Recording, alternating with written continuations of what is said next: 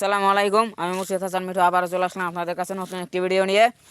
তো আজকের ভিডিওতে আমি আপনাদের দেখাবো যে মিষ্টি কুমড়া গাছে যে ফুল থাকে লাউ মিষ্টি কুমড়া ফুল, সেগুলো আসলে আমরা এখন সেই ফুলগুলো নিব।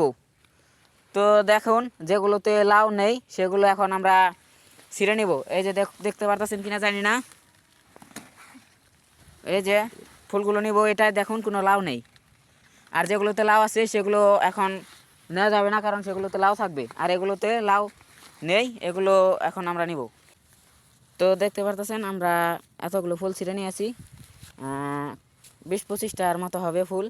এগুলো খুবই সুস্বাদু, আপনারা চাইলে এগুলো দিয়ে বুড়া বানিয়ে খেতে পারেন। তো ভিডিওটি শেষ পর্যন্ত দেখার জন্য সবাইকে ধন্যবাদ। আসসালামু আলাইকুম, ভালো থাকবেন সবাই।